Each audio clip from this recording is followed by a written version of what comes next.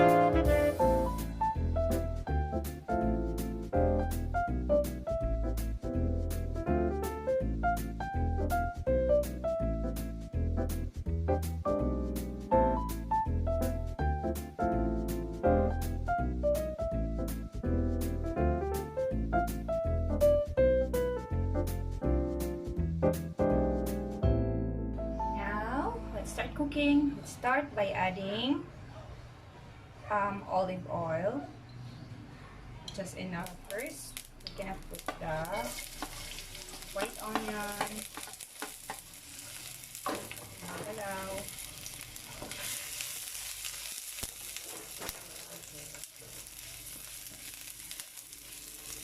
And then our garlic.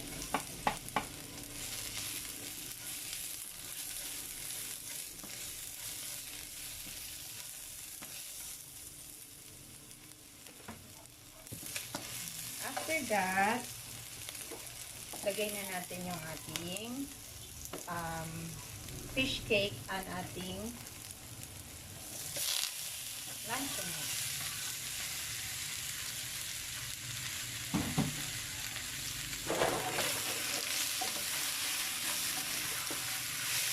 So, stir fry lang talaga siya.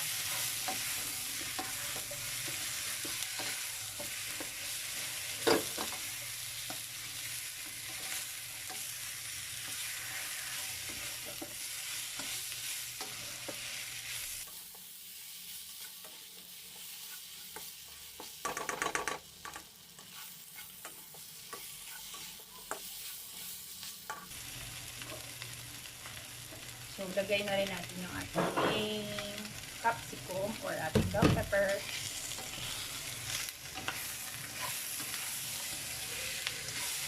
Stir fry.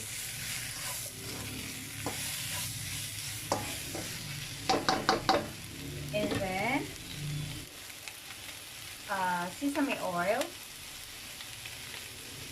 1 tablespoon. Kasi iba yung aroma na nabibigay ng sesame oil. Filter lang natin.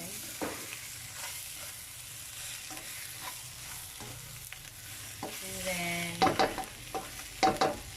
after that, 2 teaspoons of soy sauce for this.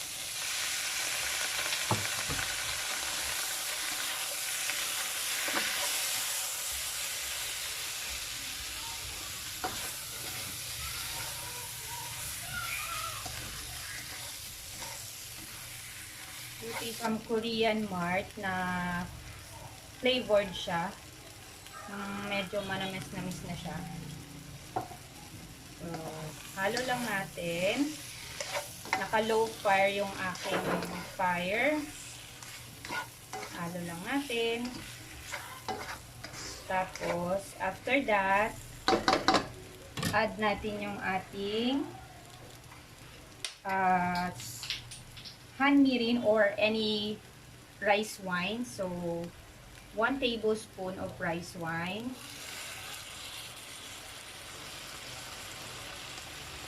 Kasi medyo marami to, I'll make it 2 tablespoon of rice wine.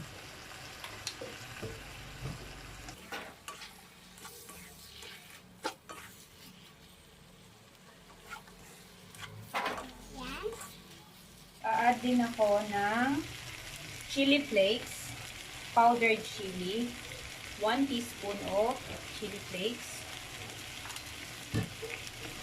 Higit na lang ito, guys. Pepper, konti lang. Iba din kasi yung amoy ng black pepper eh.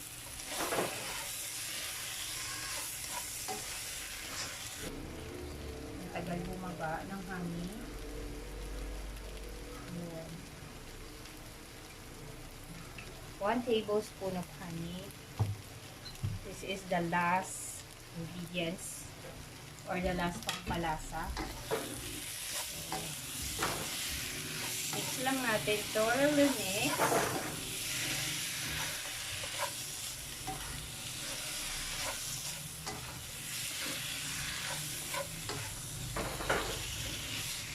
So, ayan. Done na yung ating stir-fry luncheon meat and fish cake. Super yummy. Super easy.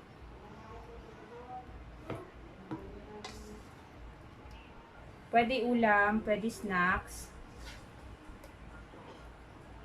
Together with your favorite carbs. Yummy, super yummy. Seeds.